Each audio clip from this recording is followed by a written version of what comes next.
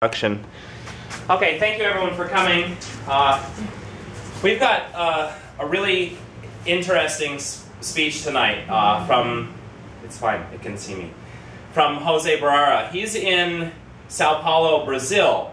And I first met Jose not too long ago, maybe 6 months ago. I sent him an email. I had heard an interview that was given to him from another guy that I would like to have speak named Jan Irving. The title of that interview was Alchemy in the Endocrine System, and I thought Jose's description of alchemy was really interesting in that Jose's interpretation of alchemy was that it was dealing with the mind and consciousness.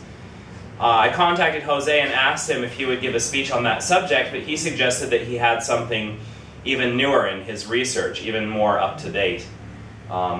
Slightly different, but just as interesting. So I'm going to give it to you, Jose. You go ahead and start.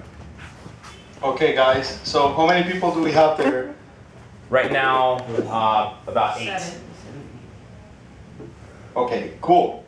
So what I want to talk today about, when we first spoke with Ethan, as he mentioned, he wanted me to talk about alchemy and pretty much the same presentation that I had done before, but I was like, okay, I already spoke about that, so I would like to, these kind of things give me an opportunity to explore more things and justify my time doing research.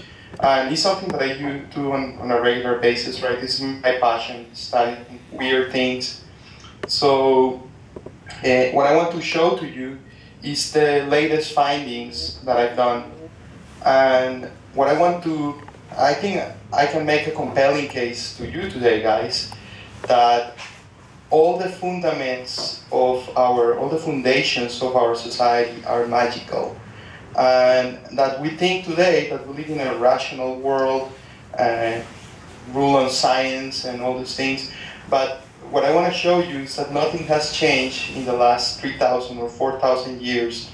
And we're still living in a society which is based on magic and ritual magic. So let's start by talking a little bit about this guy here, who is Hermes or Mercury from the Greeks. And Mercury, the Romans, Hermes, the Greeks.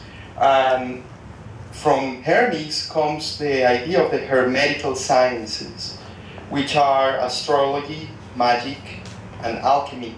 And it's basically all the occult sciences. And hermetic, if you think about it, it means closed or sealed, right, or occult.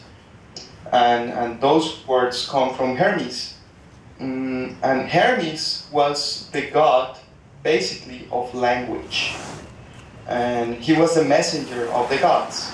So if you think about it, the messages are about communication. And communication, ultimately, is about symbols and language.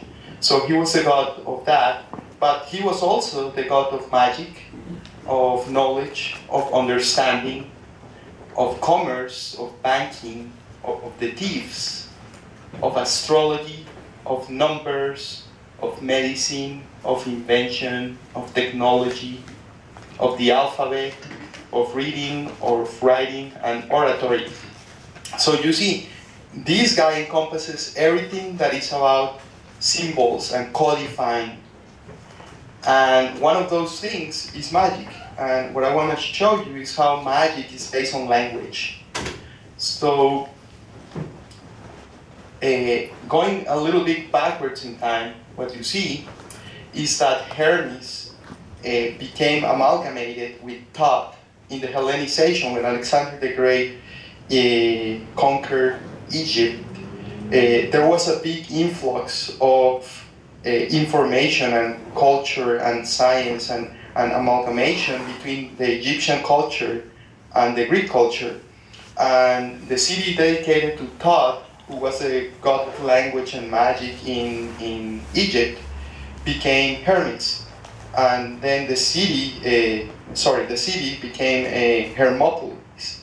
which was renamed by the Greeks, or referred by the Greeks as Hermopolis, which is the city of Hermes, which originally was the city of Thoth.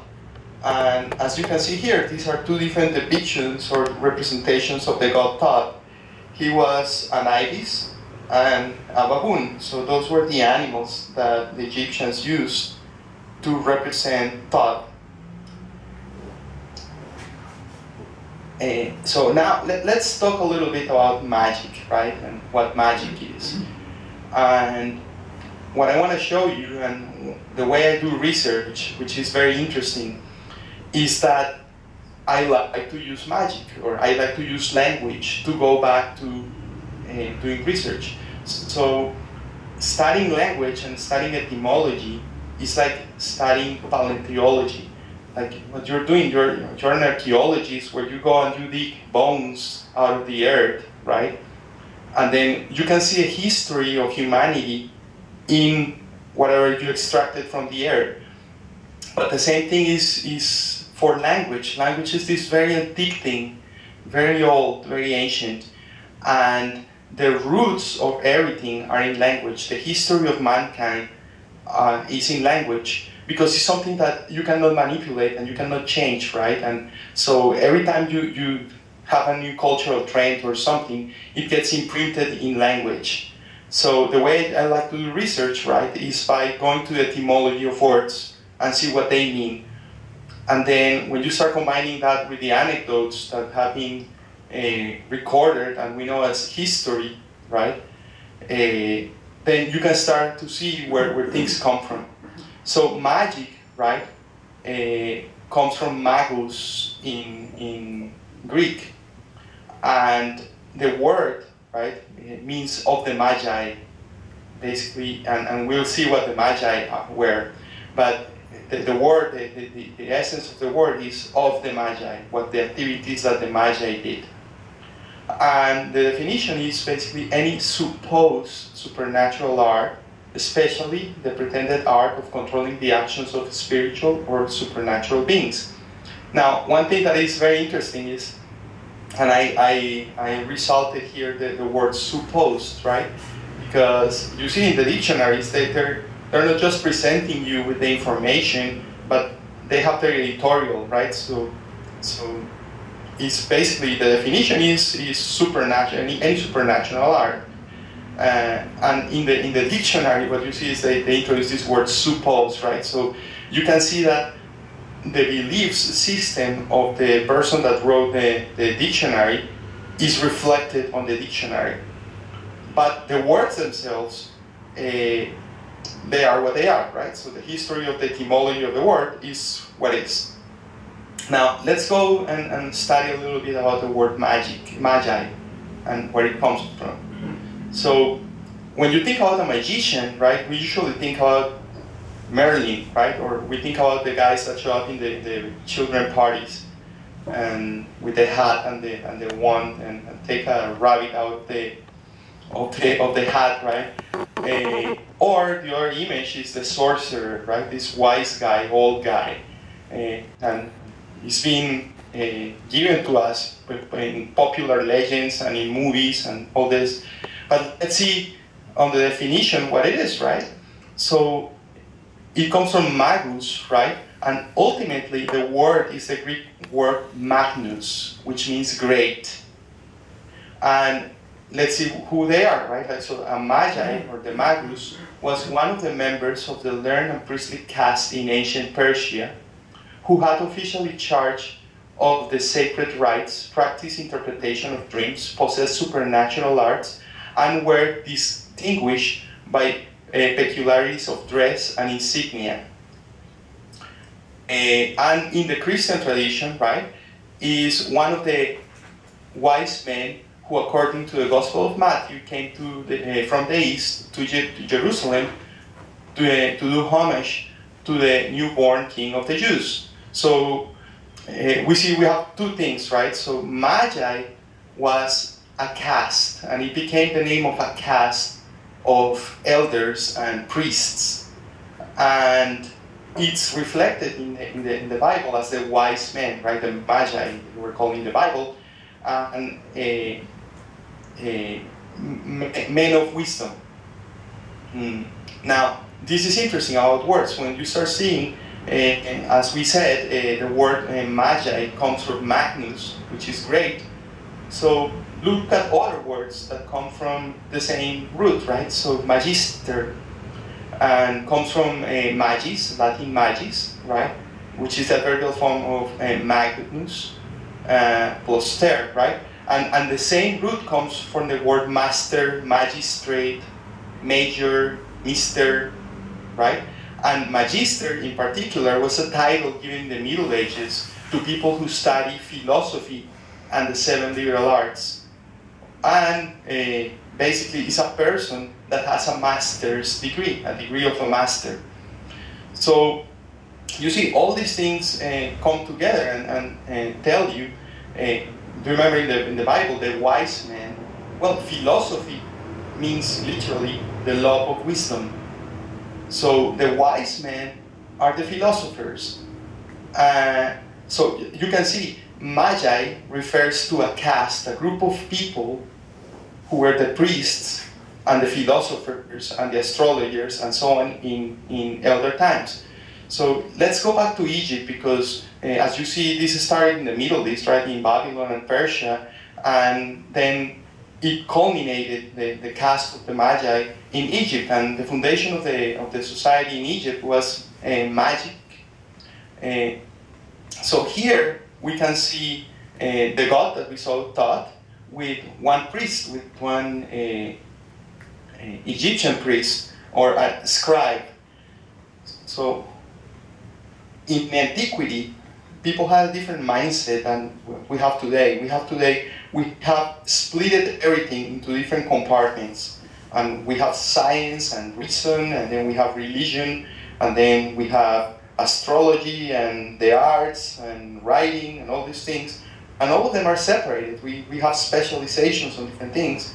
But in antiquity, everything was one thing, right? Religion and magic and society, everything was together, and science, everything was just one big thing. So we can see, for example, the gods, the pharaohs, they were deities. And the name of the pharaohs, for example, Ramses, mean Ra plus Moses, which means born. Moses means born, and Ra was the name of their god. So the pharaoh was literally to them was Ra incarnated. Or también you have Thutmose, which is another pharaoh, which is Thoth incarnated, Thoth born. So the whole foundation of society was this idea that deities could incarnate, and everything was amalgamated.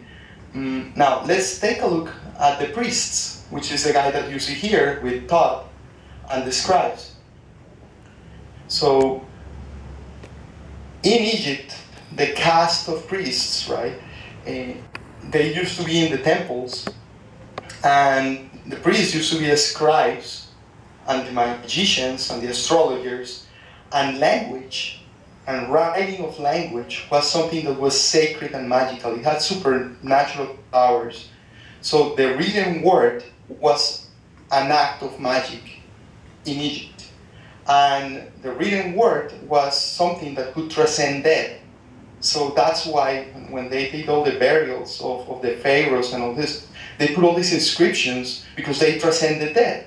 And literally, they transcended death. If we didn't have all these scriptures and all these written stories about the pharaohs and the people in Egypt, they would have disappeared. But today we have them with us because of these scriptures. So in a strange way, what they meant is literal. Writing transcends life because it's permanent, it stays forever, right? So coming back to these priests, they used to work in part of the temple which was called the House of Life. And what they believed was that the god of the temple was, the presence of the god was literally in the temple, and the life of the god was there, and therefore the name of the temple was the House of Life. And the magicians, or the priests, what they did is they wrote scrolls, right? And they wrote spells, and they did rituals, and they wrote the laws, right? Because the caste, remember, this is a ruling caste. So what you have is the people that write the laws, and the people that write the spells. And then if you had an illness, you went to the temple, and what they did in the House of Life is they took a scroll down, which an inscription of a spell, and then let's say you were sick of something, so they took the spell out of the shelf, and they inscribed the name of the person in the scroll and gave it to you, and that became a magic act. That title, that scroll that they wrote, right, was charged with energy, and through the authority of the priest or the sorcerer, the magician, and then it had the power to heal. So this is interesting, because if you start thinking about it, and this is the first thing that I want to show you, is that we're still in the same place. And what I want to show you now is an image of today's priests, or today's scribes, or the people that write the law. So, as you can see, nothing has changed. And do you remember the definition that we had, the magistrate, of magister, magi, and the idea they're known by their insignias, right, and the way they dress. So look at this. But we think today that this is quite normal, right? That we have people dressed like pharaohs that walk around, and we don't give a second thought to that, because we're just immersed in this society. Now, so think about this. What we have is the scribes, the people that write the laws, right? And now let's take a look on the temples, at the temples. So what I'm going to show you, this is an image of the temple of Hera, right? And as you can see, this is where the priests were, or the sorcerers were, the magicians, remember, it's the same thing. And then you can start seeing temples of different temples. This is the temple of Jupiter. And now look at this. You see, this is the building of the Supreme Court in the United States. And it's exactly the same. And then the next one I want to show you is this. This is the building of the Bank of England, which is still a temple. It has exactly the same characteristics. And then finally, what I want to show you is this, which is the building of the Federal Reserve in the States as well. So you see, nothing has changed. We still have a group of people who are in charge of the laws of society, and are in charge of the written word, and they are the ones that do the different magical acts. So let's take a look at a little bit at the activities of the Magi and what they did, right? So the first one is the creation of talismans. So a talisman is basically, and it comes from the word telesma at the end of the day, which means consecration, and then it comes from the word telein, which ultimately means a payment, or tilius, which means a payment or a tax.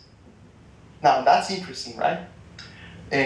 So the idea of a talisman is that it's a piece or a symbol or a relic that you take, and what you do to it is you do a ceremony on it, a consecration, where you charge it with energy, and then you can pass it around and use it for protection. So let's take a look at the different talismans and how they work and the history of how they were made.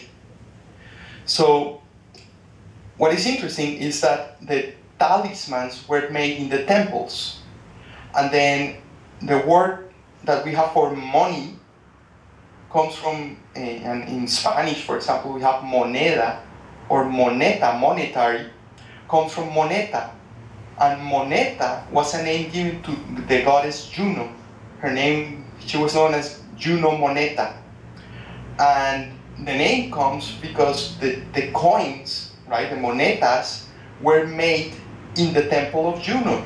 So the priests were in charge of creating the talismans that were used in the temple and by people, and people went and got them in the temple.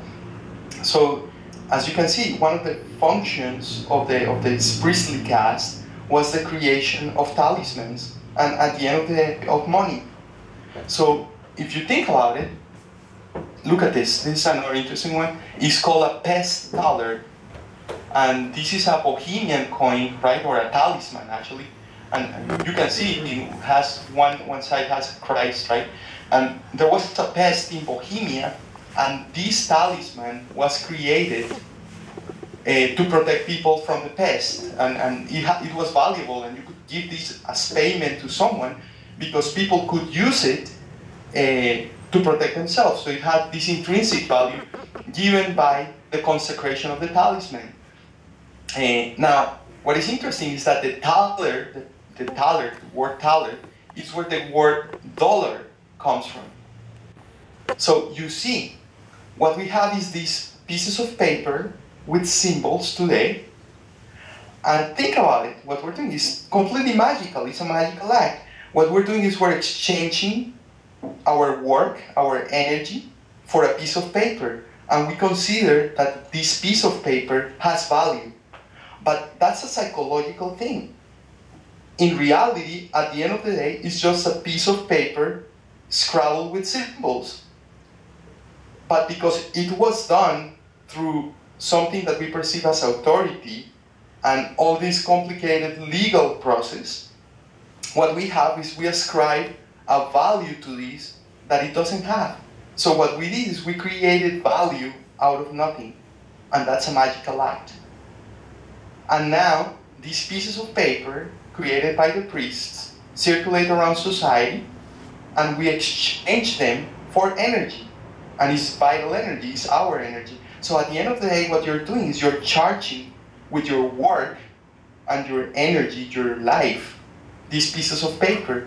And just because there is a belief that this thing works, it makes these things, it charges them with something that they really don't have, right?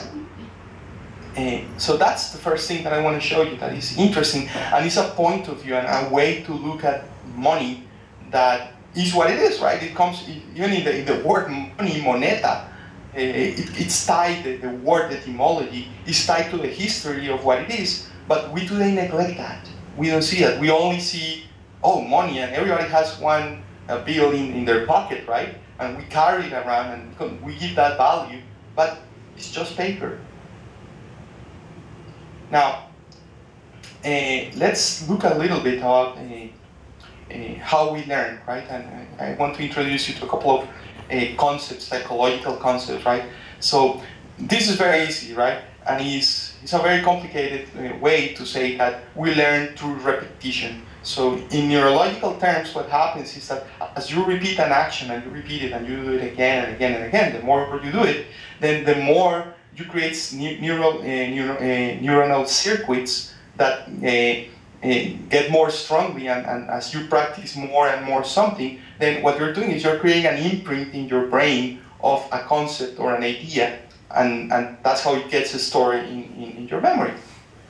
So another interesting thing, and one of the things that these priests do, these magi do, is rituals. So let's look at modern rituals here, and look at the middle one. It's very interesting because remember we were talking about the magisters, and when you get a master's degree, look at the regalia and the way people dress today. It's an ancient rite what we're doing, and now think about these rites, right? They're always theatrical, and they're very solemn, right? There's a lot of solemnity, and people are dressed in funny ways, right? Like strange ways, and there are chants. So usually you have associated with this, you have music, right? And if you think about it, then what you're doing is you're immersing your whole body into this experience, and the music is coming to your subconscious. And what you're doing is, because it's something that is out of the ordinary, is creating an imprint in you, in your head, in your psyche.